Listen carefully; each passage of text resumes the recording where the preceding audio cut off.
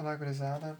Esse é o vídeo da resolução dos exemplos da aula 4 da apostila F2.2 sobre energia no contexto do movimento. Nós temos esses exemplos na página 21 da apostila e o primeiro exemplo diz o seguinte: com que velocidade, em km por hora, um objeto atinge o chão se despencar de uma altura de 12 metros? Desconsidere qualquer dissipação. E esse desconsidere qualquer dissipação vai valer para todos os nossos exercícios, a não ser que o exercício fale, que tenha alguma dissipação ou algum rendimento. Ok? Então, o primeiro passo que a gente faz nesse tipo de problema de conservação de energia envolvendo o movimento, é esquematizar a situação. Então, esse é o exemplo 1. A gente pode esquematizar a situação assim. Tem aqui o chão e um objeto vai despencar de uma certa altura. Tá? Ele está preso aqui e ele acaba caindo. A altura que ele está, a gente simboliza com um H minúsculo, tá como 12 metros. Se ele despenca, então a velocidade inicial dele é 0. A gente pode anotar isso também. Não fala qual a massa dele, só pede a velocidade com que ele impacta o chão. Como é que a gente vai fazer isso? A gente vai fazer isso com o que a gente tem, que além dessas informações, a gente tem que a energia do início é igual à energia do fim, que é lá das nossas primeiras aulas sobre conservação da energia.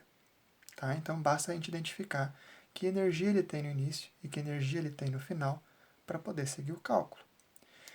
A gente pode identificar que, como ele não tem nenhum outro tipo de energia no início a não ser a potencial gravitacional, a gente vai identificar que vai ser essa potencial gravitacional que tem no início. No fim, ele chega no chão, então não tem mais altura, então não tem mais energia potencial gravitacional. Tá? Logo, a gente já vai rever por quê.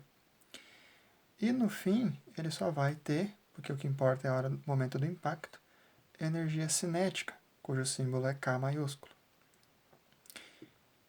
Então, se a gente botar aqui as equações respectivas de cada uma das energias, a gente consegue chegar na velocidade do impacto, a velocidade final, que é o que a pergunta faz ali. Então, vamos pegar as equações da potencial gravitacional e da cinética e aplicar naquela igualdade. É assim que a gente calcula a potencial gravitacional e é assim que a gente calcula a cinética. Como elas são, respectivamente, as únicas energias que há no início e no fim, a gente pode, então, botar esse sinal de igual. Então, isso vem daqui. Aqui, com esse exemplo, eu já quero demonstrar que quando a gente tem essa condição, uma equação que tenha um valor que se repete, tá nos dois lados da equação, porém ele tem que ser um fator multiplicativo. Se eu tivesse aqui mais massa e aqui, como tem aqui vezes massa, não daria para fazer isso que eu vou fazer agora, mas quando tem, a gente pode cortar aqui. Por quê? Porque eu posso pensar que a massa passa para cá dividindo, massa dividido por massa é 1, independentemente do valor que ela vai ter. Tá? Então, o exemplo não me diz que massa tem, mas veja que ela não é relevante para esse problema. Então, os outros valores eu vou poder aplicar. A gravidade, como a tabela 4.1 fala, é 9,8. A altura de 12 metros. A velocidade é a que eu quero saber. Preciso converter alguma coisa antes? Não, porque as unidades já estão no sistema internacional. 9,8 é dentro do sistema internacional, metro está dentro do sistema internacional. Só que eu tenho que ter consciência que, usando unidades dentro do sistema internacional, a minha resposta vai dar no sistema internacional. E o problema é que é ela em quilômetro por hora. Então, no final, eu ainda vou ter que converter isso, porque ela vai me dar em metro por segundo. Esteja atento à tabela 4.1, quais são as unidades do sistema internacional, que são só elas que a gente pode usar dentro desses cálculos aqui. Se a minha velocidade eu estivesse usando aqui, eu soubesse ela e tivesse km por hora, deveria converter antes, como a gente vai ver no problema mais para frente. Então, daqui eu faço essa multiplicação, obtendo o valor de 117,6 e isso vai ser igual a v ao quadrado sobre 2. O próximo passo é o quê? Passar esse 2 para cá, multiplicando. Fazendo isso, eu vou ter o valor de v ao quadrado, porque ele fica ainda aqui ao quadrado, igual a 235,2. Agora eu vou passar esse 2 aqui para o outro lado, mas qual é que é a operação do 2? É a potenciação. E se passar para o outro lado, sempre é a operação inversa. Aqui o 2 estava dividindo, ele passa multiplicando. Aqui ele está em potenciação, ele vai passar com radiciação. Então, minha velocidade vai ser a raiz quadrada de 235,2. E isso dá um valor aproximado de 15,3 metros por segundo. Tá? Me faltou espaço aqui, pausa o vídeo se necessário. Eu vou apagar para ter mais espaço, tá?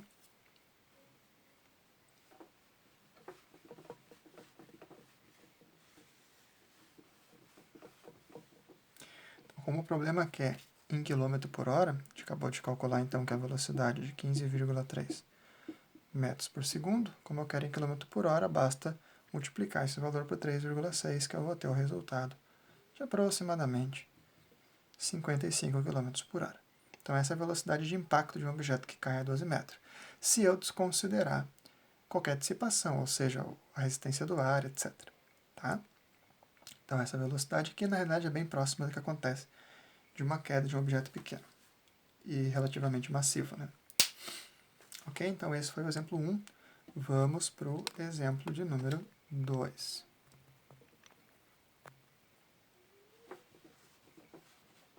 Você sempre pode voltar no vídeo, se quiser pode ajustar a velocidade dele. Se estiver rápido demais para ti, tu pode botar em velocidade 0,5 ou menor. Ajuste como ficar melhor para tu entender. Pode voltar também, né? O exemplo 2, então, diz o seguinte. Que potência assume um motor responsável por puxar uma caixa com rapidez constante, cujo atrito é de 2.500 N ao longo de 50 metros em 2 minutos? O ângulo entre o deslocamento e a força é de 15 graus. Como é que a gente representa isso? Isso tem bastante informação, né? Aqui, então, eu tenho um objeto sendo puxado daqui até aqui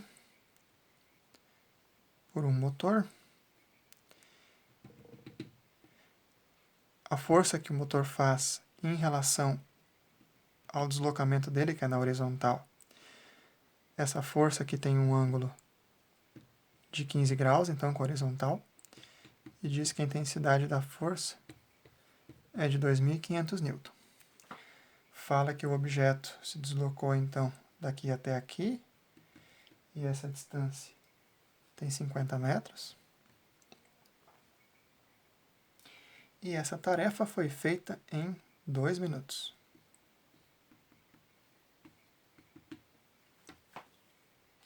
Ele pergunta qual a potência que o motor fez. Então, o que ele está perguntando é isso daqui. Então, nós temos essas informações. O ângulo da força com o eixo de deslocamento, o eixo de deslocamento, tá certo?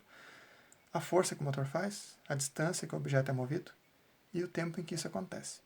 Ele pergunta qual é a potência. Bom, como a gente já viu na aula 3, a potência é calculada pelo valor da energia convertida, pelo tempo em que essa energia foi convertida. Aqui a gente tem o quê? A gente tem que a energia convertida é um trabalho. É feito um trabalho sobre essa caixa. Esse trabalho sempre vai acontecer quando existe uma força deslocando um objeto numa certa distância. Então é aqui que a gente identifica se tem um trabalho no exemplo, no exercício a se fazer. Então aqui a gente tem que calcular qual é que é o trabalho que foi executado. O símbolo que a gente vai usar para trabalho é a letra grega minúscula tal. Tem lá na tabela 4.1. Quando a gente vai escrever ela, a gente escreve geralmente assim, dividido pelo tempo. Então, eu preciso calcular qual é esse trabalho e depois dividir pelo tempo. Cuidado, eu preciso ter esse tempo em segundos. É melhor, né? para poder ter a potência em watt. Ele não pede uma potência em específico, mas a gente vai converter para se acostumar a procurar trabalhar sempre com unidades do sistema internacional. Tá? Outra coisa, para a gente poder trabalhar com graus, que no trabalho, como está na tabela, nas equações, ele usa cosseno, a calculadora de vocês geralmente tem um DRG, que são 3 medidas de grau, de ângulo, perdão, que existem. Ela precisa estar com o D configurado, tá? Que é degrees em inglês, que é o que a gente chama de graus. Se tiver um R ou G, tá errado, tá? Arrume para que tenha D. Se tu tiver dúvida, me manda a foto da calculadora que eu te ajudo a configurar, tá? Mas então, continuando nosso trabalho, é calcular então esse trabalho e dividir pelo tempo que a gente tem. Já vamos deixar convertido aqui, inclusive, para 120 segundos, para estar tudo no sistema internacional. A gente ter esse hábito de conversão, tá? Para não ter problema nas unidades das respostas. Pausa se necessário. Eu vou apagar agora para a gente continuar o raciocínio.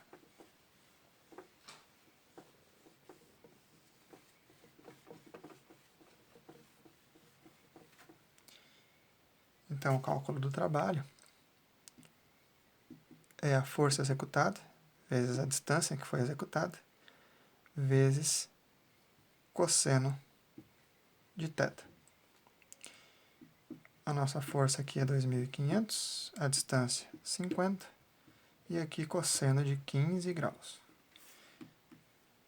Isso aqui também tem formas diferentes de fazer na calculadora, tá?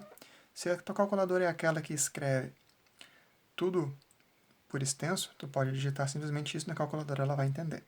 Se a tua calculadora é aquela que depois que tu aperta vezes e começa a digitar outro número, some tudo da tela e começa a aparecer o outro número, aquelas mais antiguinhas, tu faz primeiro 15, aí tu aperta o cosseno, e daí tu faz vezes 50 vezes 2.500. Tudo bem? Se tiver dúvida, entre em contato. Calculando isso daqui, vai dar aproximadamente 120.741 joule, já que é energia, né? Então esse vai ser o nosso trabalho executado pelo nosso motor ali. Agora, para a gente calcular a potência, basta dividir essa energia aqui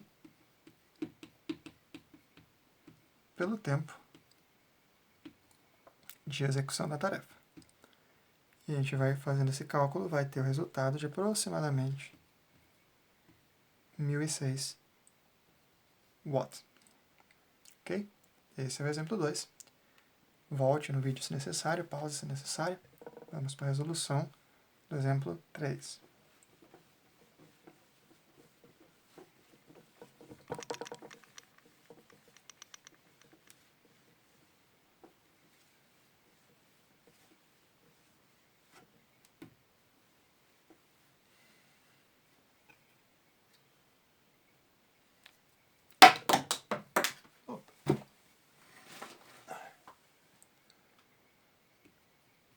Exemplo 3. Um objeto de 500 gramas é arremessado horizontalmente do repouso por uma mola com constante elástica desconhecida e comprimida em 40 centímetros. Mediu-se a velocidade do objeto logo após perder o contato com a mola, obtendo-se o valor de 45 km por hora. Pergunta qual a constante elástica da mola. Então a gente tem a seguinte situação. A gente tem aqui uma mola que foi comprimida e depois solta. E ao soltar esse objeto aqui, com massa de 500 gramas, já vamos deixar no sistema internacional, 0,5 kg. Então essa mola impulsionou esse objeto e mediu-se a velocidade desse objeto como sendo de 45 km por hora. Já vamos transformar o sistema internacional, que é metro por segundo, dividindo por 3,6, a gente obtém 12,5. O que mais informa? Informa que essa mola tinha uma deformação de 40 centímetros originalmente, já transformando para o sistema internacional 0,4 metros. Pergunta-se qual a constante elástica da mola. Lembrando que a constante elástica, como eu cito na apostila, ela é o quão dura, por assim dizer, é uma mola. Quanto maior o K, mais difícil é de apertar ou esticar uma mola. Tá? Isso que significa o K da mola. Então, ele nos dá essas informações, já convertemos elas, inclusive. Como é que a gente vai calcular esse K? Isso aqui é similar ao exemplo 1. A gente sabe que a energia inicial é igual à energia final. Então, a gente identifica todas as energias do início e do final para ver o que as equações lá nos sugerem. Então, as energias do início, como ele não tem nenhuma altura para cair, por assim dizer, pelo menos não no que o problema é estudado, a única energia que ele tem no início é a energia potencial elástica. E o que ele tem no fim, como a mola já soltou dele, ele só vai ter a energia cinética dele. Se ele tem alguma coisa para cair ali, o problema não fala, então a gente não tem gravitacional. Também nenhum trabalho é executado, ou pelo menos a gente não tem dados suficientes para calcular algum trabalho. Então o que a gente tem é isso aqui. Tá? Aplicando as equações de energia potencial elástica e de energia cinética, a gente tem que a energia potencial é o K da mola, vezes a deformação ao quadrado dividido por 2. E a energia cinética é a massa do objeto que entrou em movimento, vezes a velocidade ao quadrado dividido por 2. Aqui, de novo, a gente vai ter fatores comuns, né? Em ambos os lados da equação, a gente pode simplificar eles assim. Se esse 2 passa para o outro lado, eu tenho 2 dividido por 2, 1, e 1 vezes qualquer coisa é qualquer coisa, então ele pode ser cortado aqui. Eu vou ficar então com k vezes x ao quadrado igual a m vezes v ao quadrado. O k eu não sei qual é o valor, é o que eu quero saber. O x é 0,4. A massa é 0,5. E a velocidade é de 12,5, né, convertido já para SI. Aplico primeiro, né, as potenciações, eu vou obter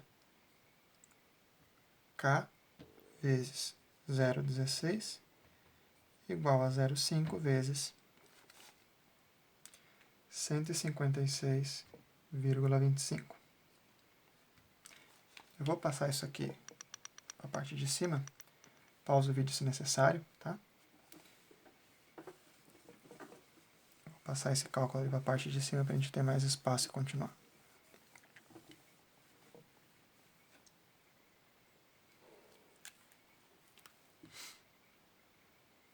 Então, a gente tem isso aqui. K vezes 0,16 igual a 0,5 vezes 156,25.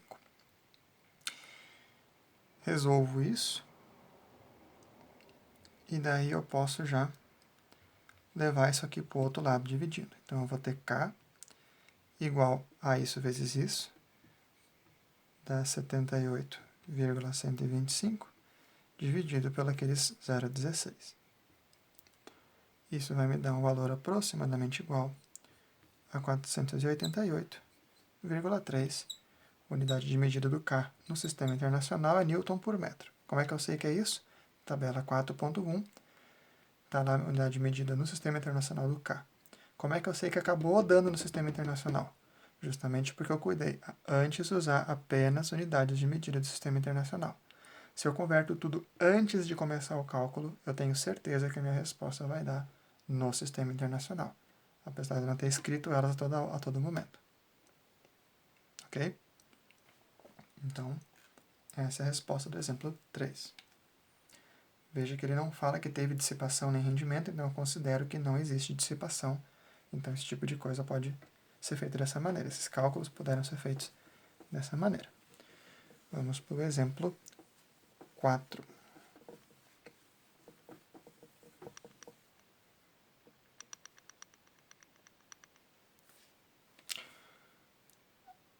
O exemplo 4 diz o seguinte. Uma máquina ergue, em 56 segundos de operação, uma carga de 2.000 kg a uma altura de 15 metros. Se a potência da máquina é de 15 HP, qual o seu rendimento? Então, vamos lá. A gente tem lá que é uma certa máquina,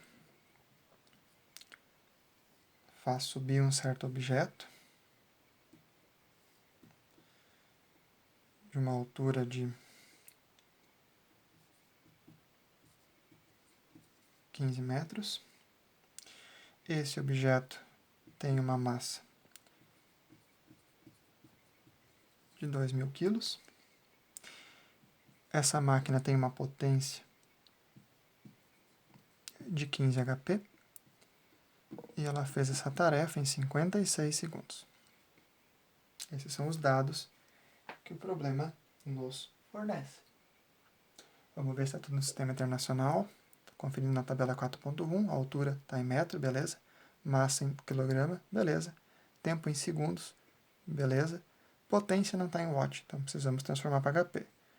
Regra de 3, ou apenas multiplicando pelo fator de conversão, a gente vai ter a potência de 11.185,5 watts. O que ele pergunta? Ele pergunta o rendimento da máquina. Como é que a gente calcula o rendimento de uma máquina? Como a gente viu na aula 3, é a divisão da potência útil pela potência total ou da energia útil pela energia total. Aqui fala em altura, fala em massa, então a gente já pode desconfiar que vai ter energia potencial gravitacional. Então vai ficar mais simples a gente trabalhar calculando a energia útil e a energia total, ok? Vamos então trabalhar com isso. A gente precisa então calcular o rendimento. E o rendimento é calculado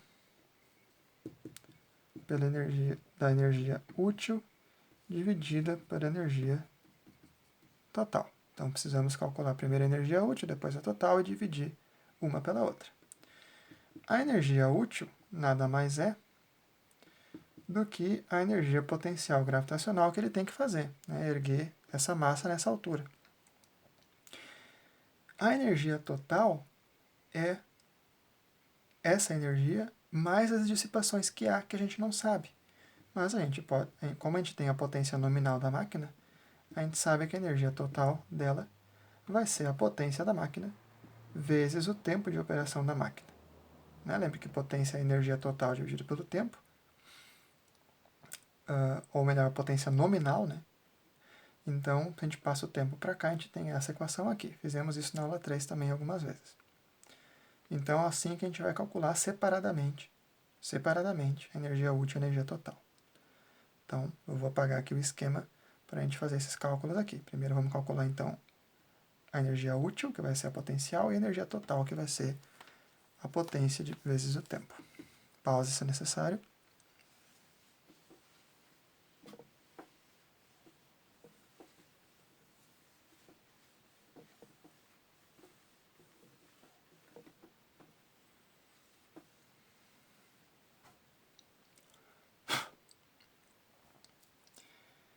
Então, a gente tem lá que a nossa energia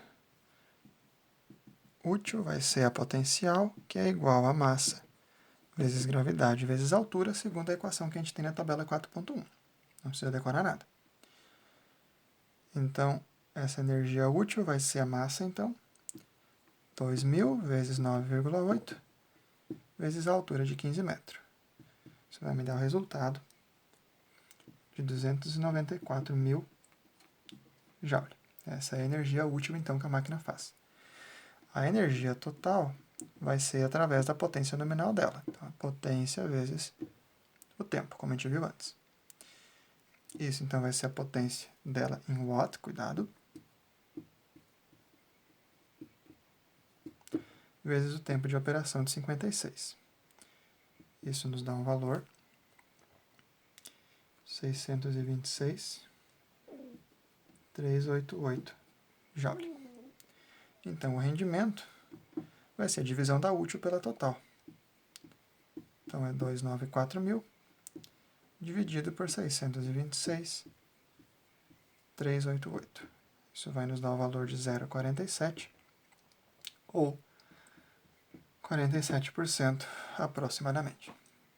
Esse é o exemplo 4, então. Os exercícios propostos, eles vão usar pelo menos uma ou mais ideias do que a gente viu aqui nesses exemplos. O que pode acontecer de diferente neles é que ele vai ter mais de uma energia no início. Eu não vou construir aqui um exemplo, só vou dar uma esquematização. Por exemplo, um objeto ele é arremessado de uma certa altura. E daí ele vai pegar e cair no chão depois de um tempo, né? Dá um impacto lá. Pergunta qual é a velocidade de impacto dele, que é a velocidade final. O que tem de diferente do exemplo 1 que eu dei?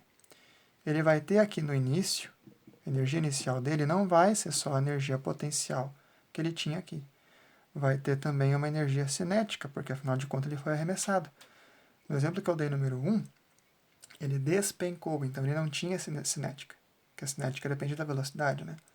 Aqui ele vai ter uma velocidade inicial, então ele tem cinética no início. Então, no final ele vai ter uma cinética maior que no início, mas no início também vai ter uma cinética. Então, cuidado. Esse I e esse EF é a soma das energias do início. EF é a soma das energias do final. Ok? Então, cuidado com isso. Aí tu pode pegar e adicionar aqui EMGH, aqui EMV². Se tu quiser fazer separadamente, por exemplo, primeiro calcular isso aqui, depois somar com isso, depois pegar esse valor e igualar aqui. Tem diferentes formas de fazer. Faça como tu achar mais confortável. Sempre que tiver dúvida, entre em contato. Da minha parte era isso, galera. Bons estudos, não deixe de fazer as atividades e entre em contato com qualquer dúvida. Até mais.